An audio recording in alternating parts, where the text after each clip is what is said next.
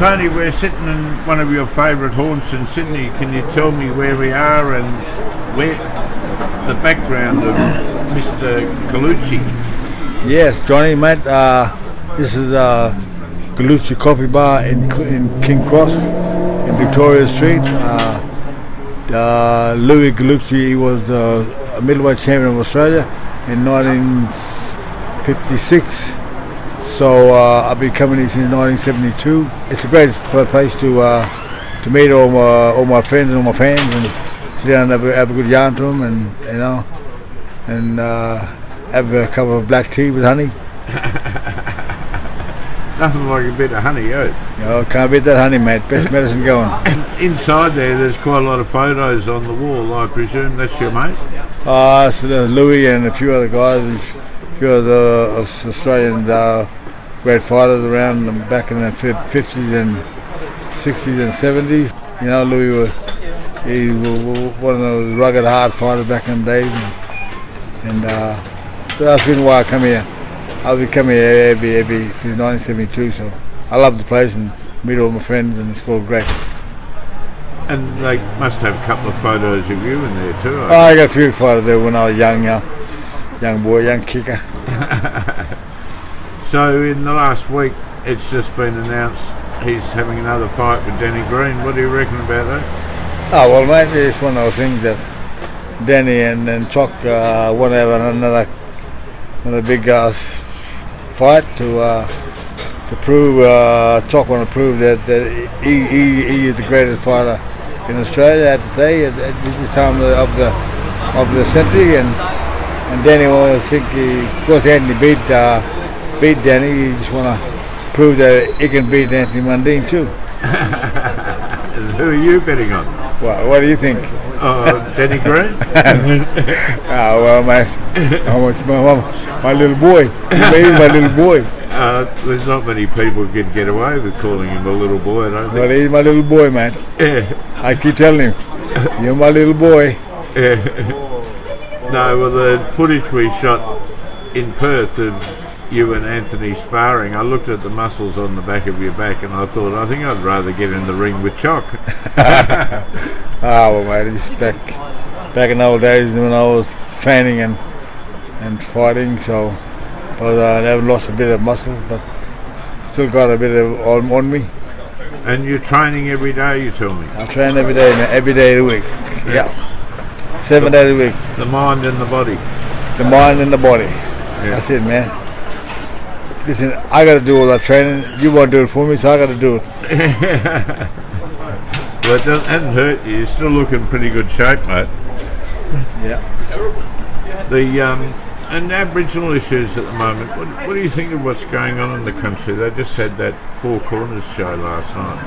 I didn't see the Four Corners show last night. I didn't see any guy. Yeah.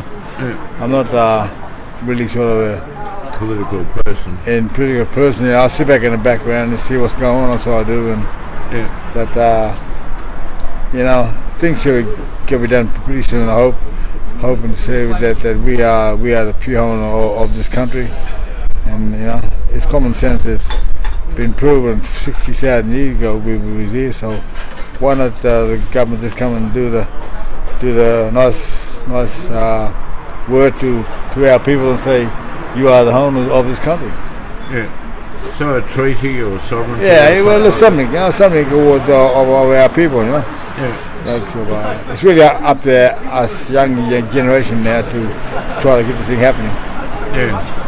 And what message do you have for young Aboriginal people? I mean, you've already talked about being fit and keeping your mind active and standing up for yourself, I guess. Is that? Oh yeah, of course. Is that the message you give to everyone? Well, I like to give any message to young kids. No matter who you are, what you are, you're a girl or a boy, and I think that I come from a bush town, a bush community, Aboriginal community, from 80 k's outside of Grafton, in the country, in the bush, and I came down to Sydney to make a name for myself, and I can't see a reason why anyone, young kids who can wanna achieve something in life, or on sportsman, or being a singer, or being anything at all.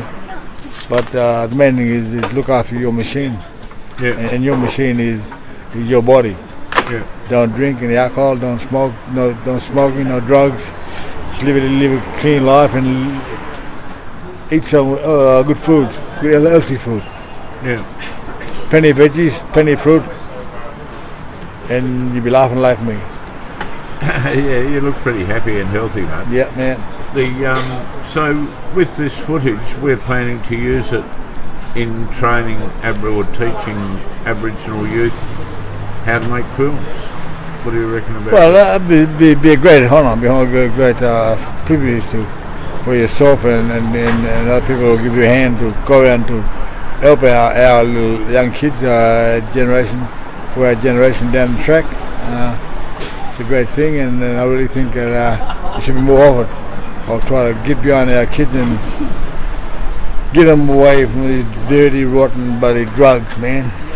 Ice and all that shit. Ice and bloody smoking and all, alcohol and all this shit. Yeah.